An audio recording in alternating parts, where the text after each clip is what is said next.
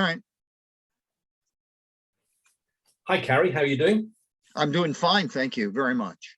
Good. Thanks very much for joining this ValuesJam, the guest series session. And what we're going to do today is, first I'm going to ask you to introduce yourself, and then we're going to have a values jam on your favorite topic, which is well-being.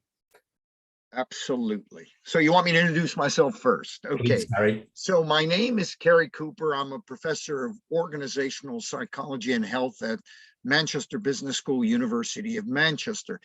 I've kind of worked in this field for quite a long time, looking at stress at work. What happens to people at work? What makes them ill? And what can we do to prevent ill health, particularly mental ill health? Yeah, and I'm familiar with your work, and I guess it's something that the last couple of years has really brought a sharp focus on, right?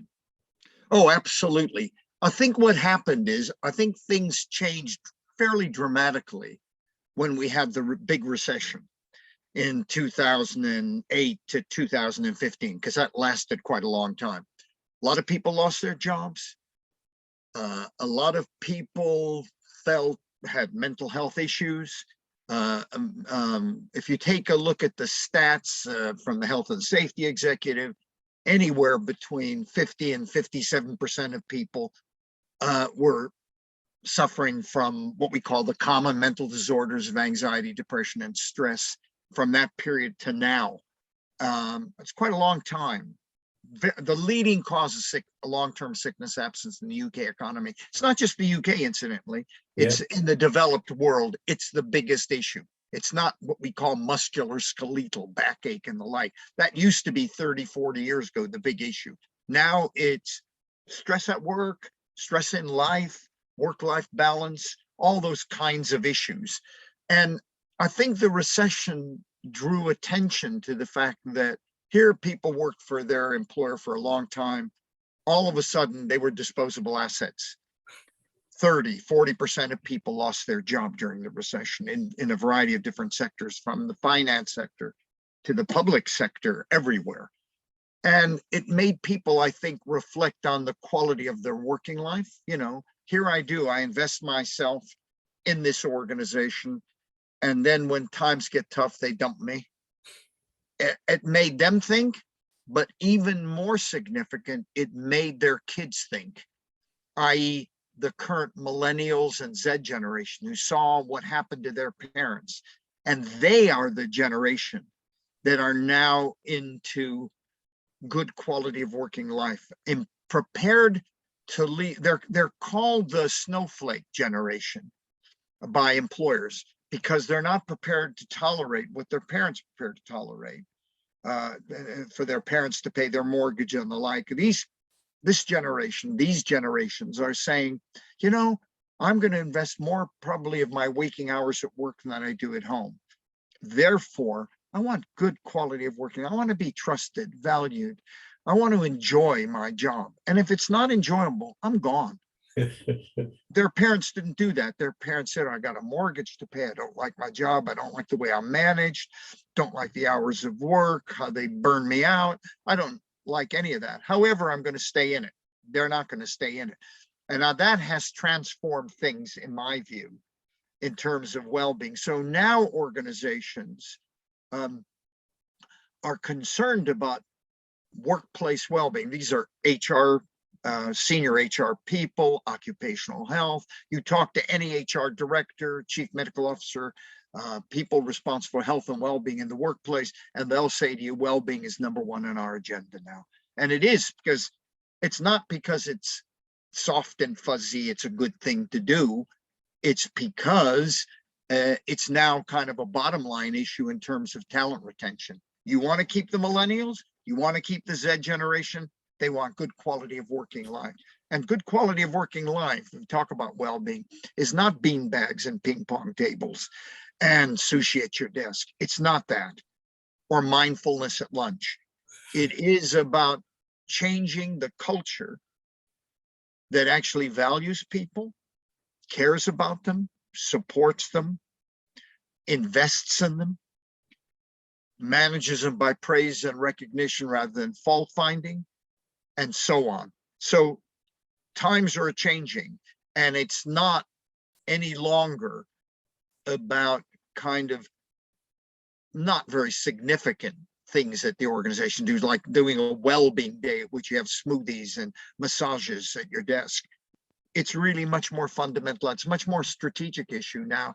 And in many boards and senior leadership teams, there's a director of health and well-being. Finally, after decades of needing this, and the UK and other economy, and if you take the UK, for example, we are productivity per capita pre-pandemic and well, most of what's happened over the last, say, decade. We're tied at the bottom of the G7 on productivity per capita and 17th in the G20 on productivity per capita. Poor. So whatever we were doing before the recession and ever since then, it hasn't been working. So we now need to change. Yeah, and hallelujah, right? So you talk about the parents and the millennials. I can relate to that personally, because I remember in my career it was, I'm beholden to my employer. I'm going to do everything I can for my employer. That sort of mentality, just to get on. And I admire the new generations for their wisdom. Actually, they are just so much more enlightened than my generation was generally, and me personally, for sure. So let's get into the Values Jam conversation, Cary. And I know that the topic that is close to your heart is well-being. Yes. So the first question that I would like to ask you, and begins every Values Jam conversation, is this. And actually, I think this is really important for this topic, because of its popularity and the focus that's been put on well-being, it seems to me that the word is actually bandied around a lot. And you've referred to some of the tokenistic practices that exist under the label of well-being, but actually that's all a bit of a fraud. So the first question is, what does well-being mean? And what does it look, feel, and sound like? Okay, it is not just about happiness at work, because happiness, by the way, is a concept people associate. I don't like the term happiness. I mean, I want to be happy, don't get me wrong, but happiness is a kind of ephemeral construct if you think about it. I mean, I'm happy today, I'm talking to you, I'm enjoying, I'm going to go see my grandkids at the weekend. I'm kind of happy. I think I'm going to be relatively happy this week. Next week I might not be. I might feel very sad. But the word contentment, that's what well-being's about. It's about feeling content, feeling valued, feeling trusted by people.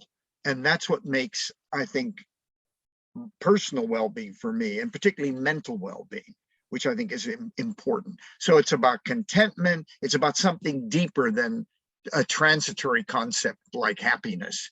And how do we, there are two elements of it. One is me, and what makes me feel content and have good mental well-being.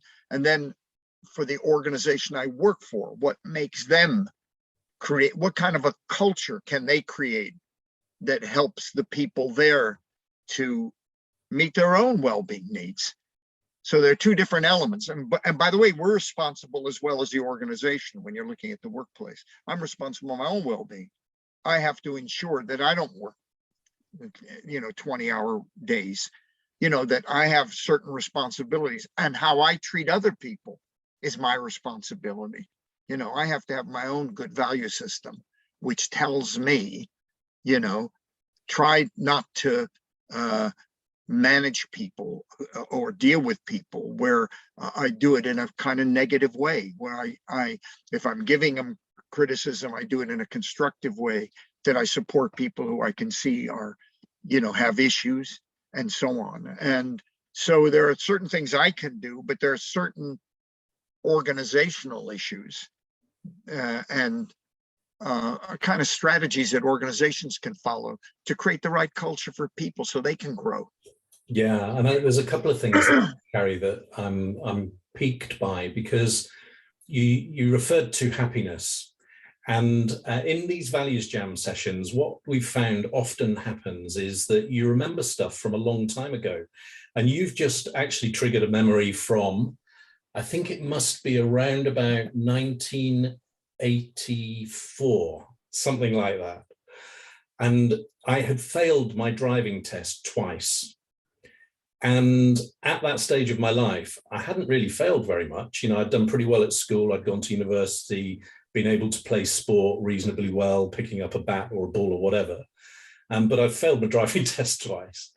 And then I took it the third time, and the driving instructor told me that I had passed. And I think second to our kids being born, that was the biggest rush of happiness that I had ever experienced, actually. But when I think about it, it was probably happiness born out of fear of failure rather than a really genuinely good feeling. You know, I was just relieved not to have failed yet again. So I just second what you say there about happiness being this quite fleeting feeling and contentment being something deeper, longer lasting, more effective, actually. And then the other point that you raised about the codependence of an individual and the organization as far as well-being is concerned. I saw a post just this week, actually, on how it was a guy posting saying, you know, people are actually going to be working longer hours because they're not in the office.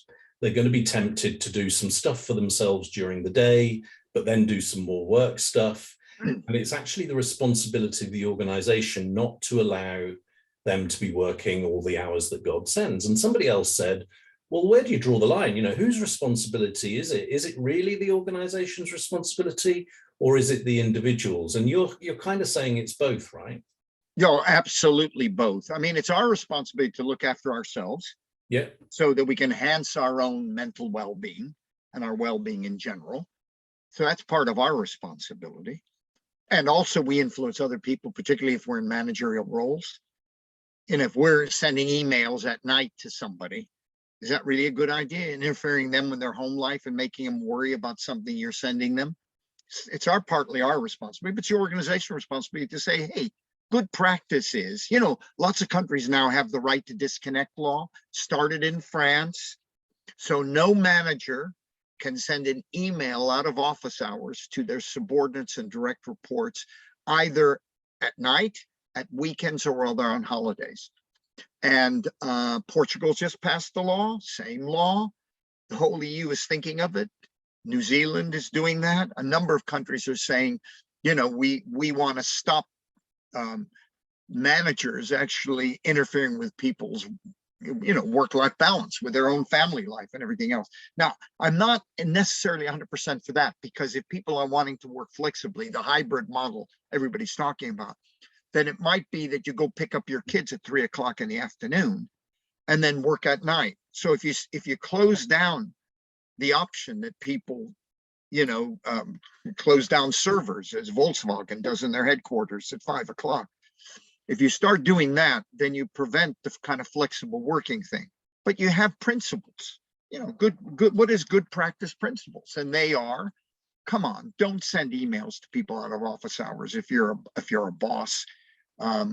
Don't CC everybody in, you know, certain guidelines on email use, because it can interfere with good work-life balance and adversely affect you at home.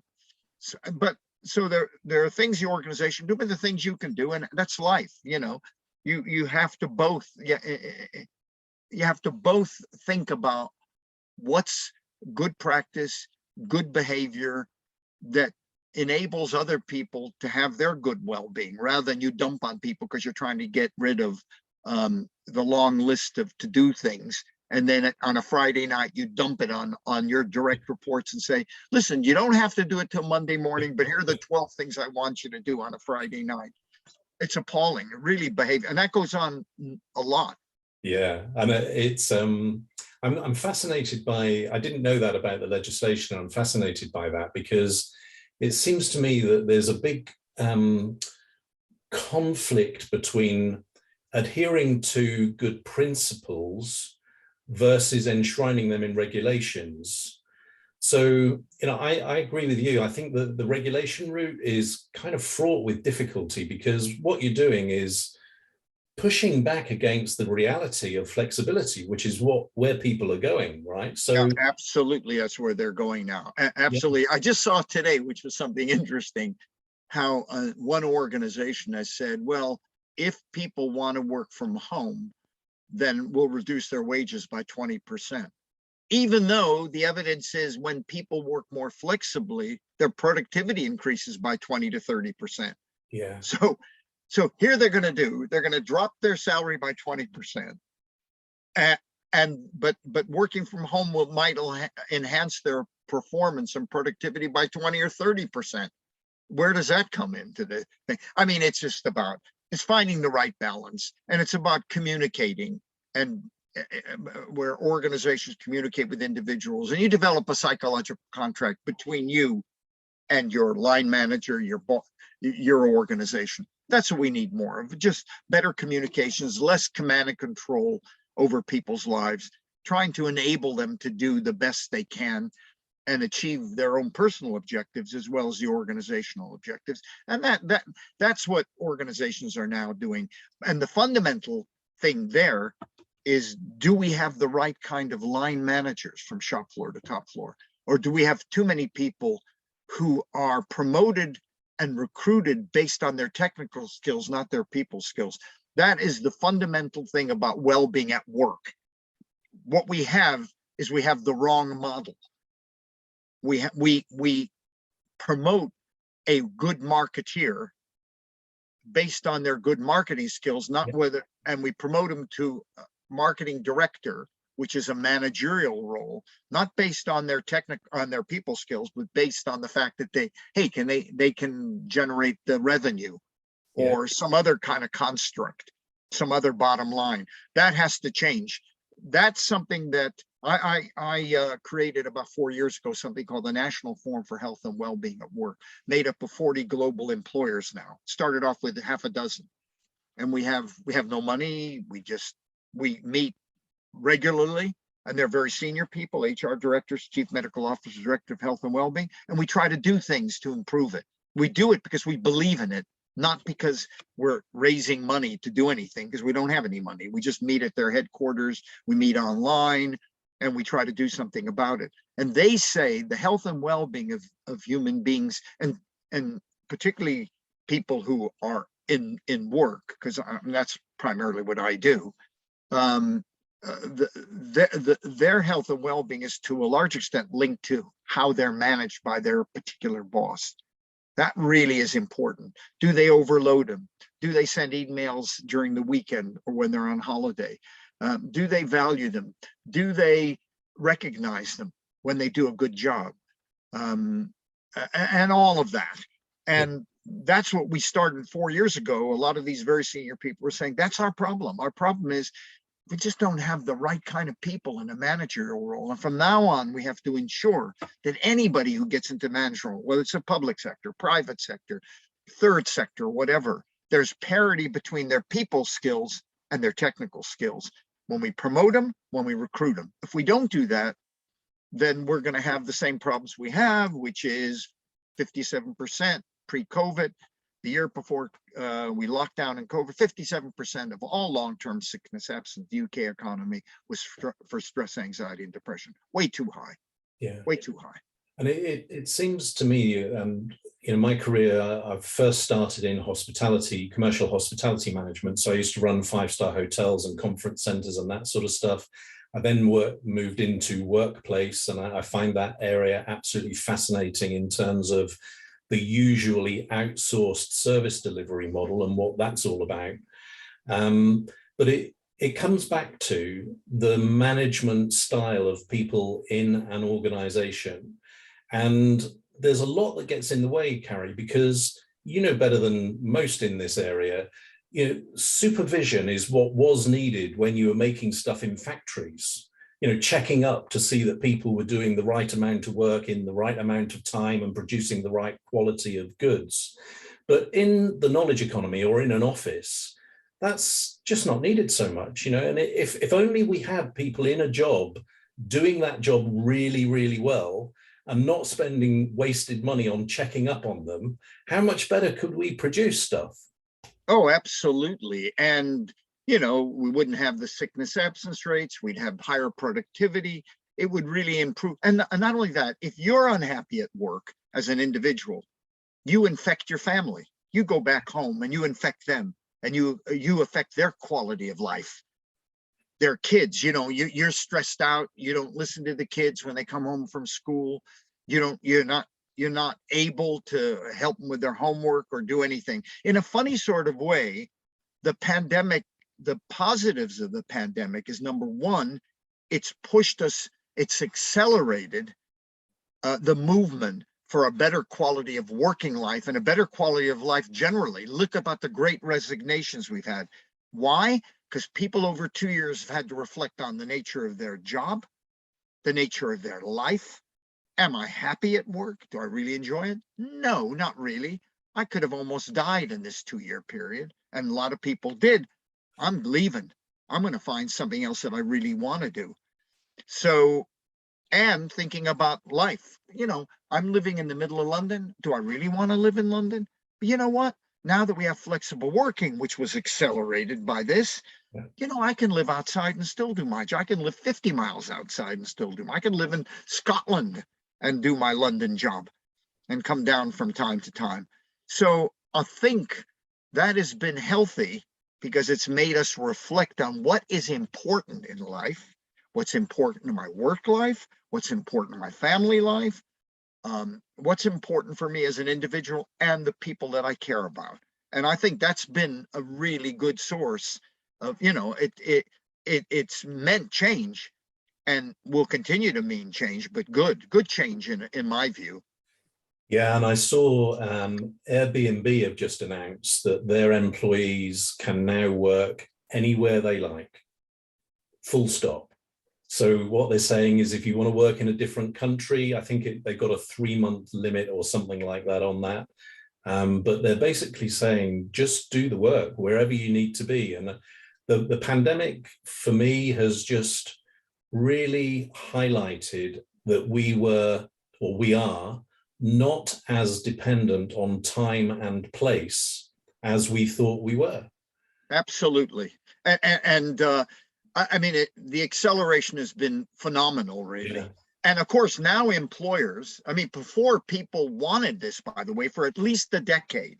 Yeah. I was looking at the research. I published a book called Flexible Work, and it came out in May 2020, but we collected it was an edited volume where I was asking academics across the globe in North America and Asia, everywhere, what's the evidence on flexible working? This is before we were locked down. And the evidence was overwhelming. People wanted it if they could have it. And if they can't have it's another issue, by the way, if you have to work at the coalface like a doctor, a nurse, a bus driver. Sure. And for those people, by the way, I honestly believe we should have 4-day working weeks. They can't work flexibly. So and they're usually in jobs we absolutely need as a society. And we should give them the respite they need. And in those contexts, it might be a 4-day working week. The rest of the people who can work flexibly in service-based businesses probably don't need it, because it may be that in essence they work 4 days a week because they work at their own pace, speed, where from, and the like of it. So I think this has been this acceleration has been made a real difference on the back of having had the recession, which made us rethink things as well. Mm-hmm. Made us rethink our own it started the process of us thinking about where I work, when I work-life balance, my family, what's important here. It started the process. Boy, did the pandemic really push it along. Yeah. And in a way, in a very kind of positive, it's a shame that we have to learn in a crisis situation like this, but we have, and we're increasingly learning, and the next generation will be different. That generation have experienced they saw what happened to their parents in the recession, and they're experiencing what happened to them in a pandemic and what they want out of life. And I think we're going to have a much better cadre of people, leaders in our society in all sectors from that generation who've been hit by two major things in their lifetime. And aside from Brexit and a few other things that have hit them as well. And I think we're going to have a much healthier society. I hope so anyway, in the future from that generation. Yeah, I hope so too. You've raised what I think is an important point there when you mentioned like frontline service workers. And one of the risks or dangers of flexible working for office workers is that the privileged become more privileged and the less privileged become less privileged. And I'm thinking not just financially, but from a well-being perspective as well. So, you know, you compare somebody who is a finance director in a blue chip corporate organization, works, I don't know, maybe 4 days a week from home now, goes into the office 1 day a week, meets with their team once a month, whatever, sees their family, goes to the sports days for the kids and all the rest. And then you've got a nurse working night shifts, working day shifts, working 5 days a week, doing the most horrendous job over the last 2 years if they were in intensive care. How do you see that contrast?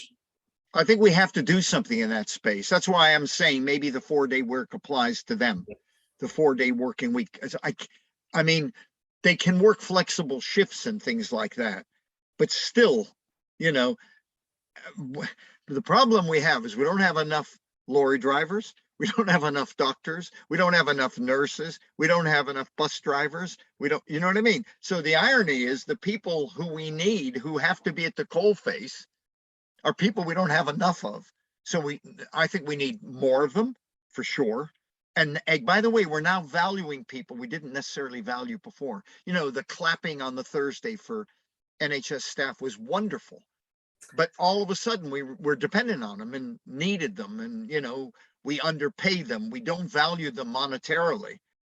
And the same with people driving lorries all over the place, delivering our food and medicines and things like that. We haven't. This is a good time to rethink how we help them, the people who can't work flexibly, who are essential to us in all walks of life. And I think that's a lesson that we maybe are beginning to learn. And all of a sudden we started to pay lorry drivers a proper wage. We haven't paid nurses a proper wage yet, by the way, but we do need to, and we do need to pay the people who look after the rest of us, but who have to be there all the damn time while we go off and lead our flexible work lives. So you're right. This is a challenge. It's a challenge for us all, but I think we're realizing how important this is and investing in it, and hasn't been helped, by the way. I'm not trying to be political here. Hasn't been helped by Brexit, because we don't have the freedom of movement of Europeans that we had. We didn't, and that's valuable for us because they make us reflect on our value systems too. People from different cultures who come into our country. That's been a sadness for me, that we have made a colossal mistake, not just a political mistake, a human mistake of not having the people from all over the world, and particularly our European partners and neighbors, not having them here. The Poles. My father was Ukrainian, my mother was Romanian, and I'm first generation American. And to see this, and to see what my parents had to go through when they immigrated to the States, and what they came out of and what they did, and how much they valued the country that accepted them, because I was born and raised in the United States. It's sad to see how retrograde, how we've moved in a different direction, and I'm just saddened by that. Yeah, and you know, this directly relates to the topic of well-being for me, because over the pandemic, I coped pretty well with, you know, I'm used to traveling around the world, going to nice places and all that stuff, and I've missed it, but working from home was fine. I really enjoyed not having to spend so much time on travel. Not seeing people was hard, but it wasn't a big deal. I just got on with it. But the one thing that did affect my mental well-being, I think, to a certain extent, was the leadership of this country during that time. And again, I'm not being political here, but it was just not handled very well. And it's made me angry, actually. Yeah, it has done the same for me and many people as well. We don't have the leaders we need for the times we're going through. Globally, we have Boris Johnson, we have Putin, we had Trump. I mean, just goes on. And, Bolsonaro in Brazil. Yeah. And what's his name in Hungary. And yeah, I mean, it's just depressing to see the lack of leadership that we have and the lack of honesty. These are not people who are very honest. Yeah. They're very more egocentric into their own achievements rather than the good of the country. I think what has been good, though, is we've got political leaders, former political leaders from all political parties, who have shown leadership during these crises. And I've just been impressed by the John Majors and the Gordon Browns and the Tony Blairs and all the people who've come out, Heseltine, and who've come out and I think tried to say this is important for us. We need to take a different course of action. And these were all people as well who, I guess, you could say it's political in the sense that we should never have left the EU and the rest of it. And all of those people would have said that.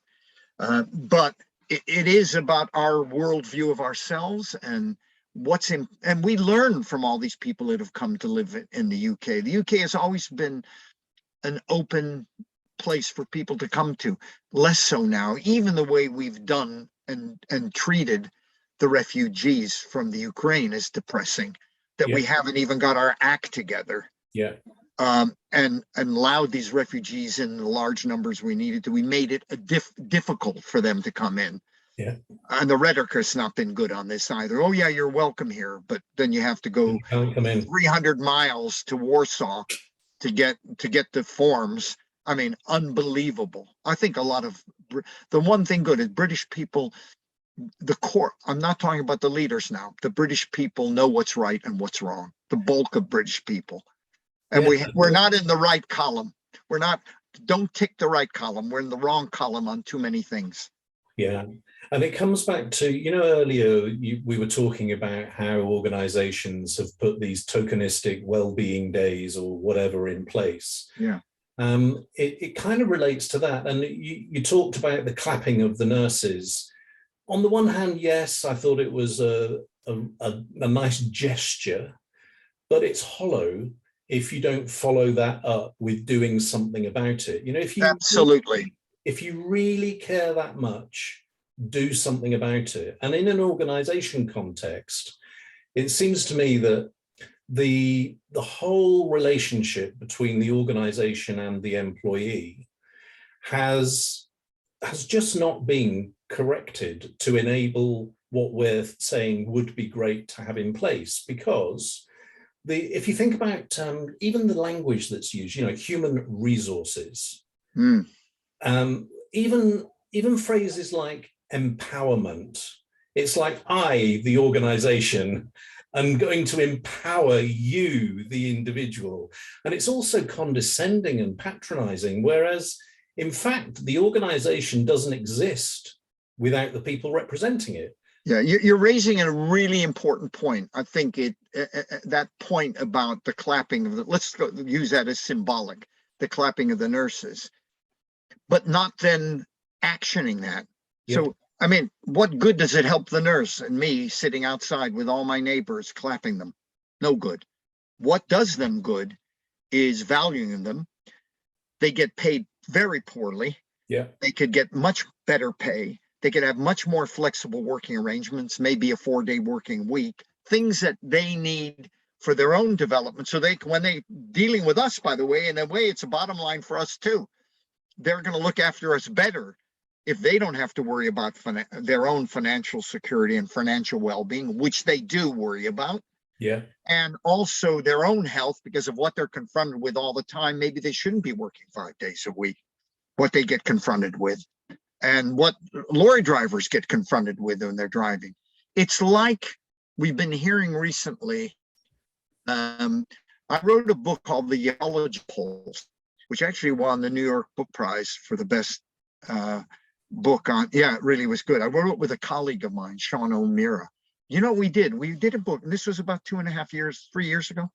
It came out just before the pandemic, and it was about all the apologies that senior people make in business when something goes wrong, but then don't action any of it. Yeah. So it's like what we've been hearing recently in Partygate and the rest of it. What do we hear? We hear, I'm sorry, I apologize. No action. No, I apologize. And you know what? I really didn't. I did the wrong thing. I didn't lead the right way. I'm resigning. That's how you have to action things. I've often heard it's not just, you know, the political leaders. They're apologizing all over the place, but doing nothing about the apology, not taking action. And I think you need to, if you do something wrong, you own up to doing something wrong. You try to do something right to change that in some way or another, or you take personal responsibility. That's another problem about leadership. Leadership should do that. And I remember once that, I think it was when they had that stuff in the Gulf of Mexico, the chief executive BP said, you know, this I apologize. Yeah. And then he said, you know, you think you've got problems. I mean, think of all the stress on me. That's not an apology. No. That's justifying. You're just saying, hey, I got problems here, but rather than resigning, etc. But anyway, I think leadership is important in all walks of life. And it's also about values, because if you have values and you say, I've done wrong, whatever you're doing, whatever leader it is, anywhere in business or anywhere else, should take responsibility for what they've done that's wrong. Yeah. Whatever that is. And that's about values. Yeah. I'm going to now live my values. We'd have much more faith in, I think, our political leaders, wherever they are, not just in this country, wherever they are, if they said, you know what, I did that wrong, I'm gone. And I'm going to, my psychological recompense is the following. Here's what I'm going to do to make up for what the hell I did wrong. Yeah, I saw something about, you know, we were talking just now about what's been happening recently in the political arena. And I saw an interesting commentary which basically said that, you know, 100 years ago, the people that were in the positions of our members of parliament today had their sides, you know, their political persuasions, but fundamentally they were decent people and they were honorable. And it strikes me that that is no longer the case, and that's such a dangerous place to be. Well, this is your territory. This is about values. Yeah. Do I live my values? Yeah. If I've done wrong, I have to make recompense for that, or I have to own up to it. I certainly have to own up to it and say, I did this, it was wrong. Yeah. Absolutely wrong. No variations on that. No defenses, because that's what people tend to do. That's what we did in the book, The Apology Impulse, was a great book to write. What we did, collected all the senior leaders of businesses across the globe, not just in the UK, everywhere, and the apologies they made and how they never did it. You know, it was nothing. I'm sorry. I'm sorry is not enough. And let me ask you about the impact of that, because I use a phrase, I think it's reasonably well known, but the leadership shadow, I really focus strongly on, because what it says basically is that the higher up the pole you get, the longer a shadow you cast, and that can be positive or negative. And it kind of says that, you know, when you're in a senior position, be aware of your behavior, because other people are watching you and they will be led by your behavior. Now, I saw, and I didn't read it thoroughly, and I'd be really fascinated to get your view on this. There was an article which started to talk about how there are starting to be disciplinary problems in various areas because of Partygate and other things that have been happening. So what it was saying is, because younger people are saying, well, these people have got away with it, so why do I need to do the right thing? That could have a significant society. Oh, I think it has a very fundamental. That's why the Partygate and things like that are very significant. They think it's fuzzy, not very important. You know, we've got the issue with Ukraine and everything. Yeah, Ukraine is vital and very important. But principles are very important. Living by your values and principles and doing the right thing is, from a leader's point of view, is really significant, very significant. It affects other people. If you know, if they can do that, well, then I can do something and do things that are problematic in life. And leaders, I think they have a responsibility to the rest of us, no matter where they are, not just political leaders, business leaders, everybody, to live their values and to demonstrate it. You know, I've done wrong, goodbye, or whatever it is. But but across the globe, it's not just the UK. We got it in all sorts of countries. I mean, Trump never acknowledged the election, never acknowledged, you know, I mean, come on. If you do that, then other people say, why should I obey the rules, the laws, and the like? And we need that if we're going to have a value kind of based society with good values. Yeah, and in the work that I do with individuals and organizations, really the reason for me why values are so important is because if you are living your values, then you are not going to experience the stress. You're not going to feel out of sorts. You're going to be performing better. You're going to be more comfortable with yourself. You're going to have more confidence and greater resilience. Whereas when you're not living your values, at best, you do feel uncomfortable, and at worst, you can become seriously ill. I guess the issue is when you're actually living your values, but those values are not for the benefit of society or everybody else. That's the problem. That is the problem. That is the problem. And that's why all of us have to ensure that we have our leaders, no matter who they are or what they are, politically or elsewhere, are the people we want in place who do have the right value systems. Yeah. And that's another issue. Yeah. Just like we want to have, as I said earlier, about line managers being very significant for the health and well-being employees, the more we select people where there's parity between their people skills and their values and their technical skills, the more we're going to go in the right direction. The more we just do people who are very ambitious and climb the greasy pole and don't have the right people skills and don't have the right value systems, you know, then the less successful we're going to be. Yeah, I think the good news is we're moving in that direction to understand the importance of this on the people that can make a difference to our society. You know, to put them, make sure that when they're in leadership roles, that we always select leaders thinking about who they are as people.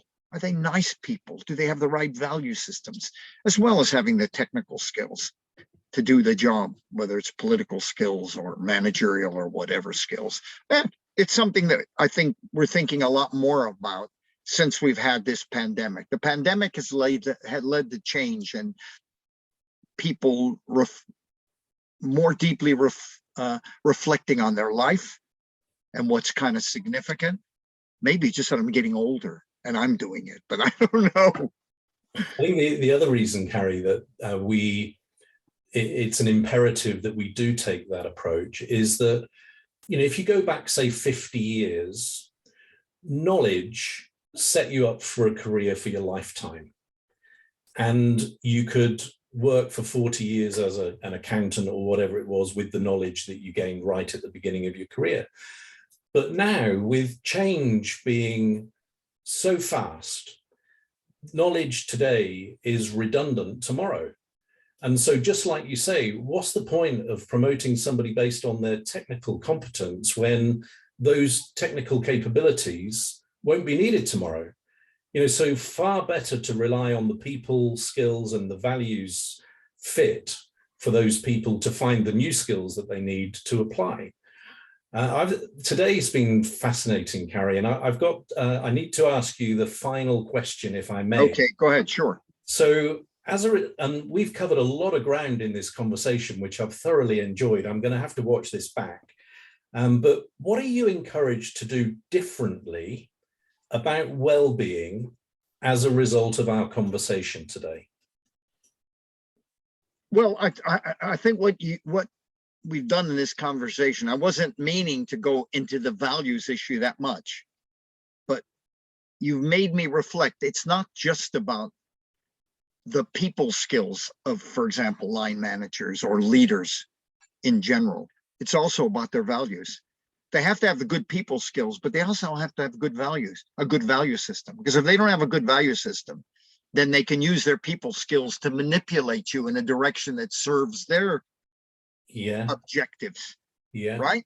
So it's not just selecting people and recruiting them into leadership roles in our society, whether it's in the third sector, the public sector, the private sector, but it's also looking for the right value. What's this person really like? And what do they value? What do they care about? Because if they do care about, important things about the health and well-being of their employees, about their families, about giving them a good quality of working life, which will not only make it healthy for them, but not damage their families in the meantime, then they have to have the right kind of value. We've met them in our lives, all of us. I'm sure you have. I have met people in managerial roles I thought, I love that person. I even think about them now, even though they passed away. I can think about people that I've met in my career who are dead now, who I still think about because they were wonderful human beings. They were caring human beings. They looked after me, looked after other people, cared about them, genuinely cared about them. And those are the kind of people, and as a consequence of their behavior, they made me more successful, or a nicer person, or they had an impact on me. And so, more of those people in leadership roles in our society are what we really need. And what this conversation has encouraged me to think about more is how well-being is not about interventions, it's more systemic. And having this conversation has really just hammered home to me that you're wasting your time doing a mindfulness lunch and all the rest of it if the senior leader in your organization is displaying behavior which demonstrates they really don't care a jot about employees and their well-being. So fascinating, Cary. I can't believe that we've been here for nearly an hour. It's just gone like a flash. So, yeah, I really enjoyed it. I very much enjoyed it, Alan, mainly because you've made me reflect on the whole issue of values and how important that is, even in the work I do in the well-being space. In fact, how very, very important it is. Cool. Okay. Thanks, Cary. Cheers. Thank you, Alan. You take care.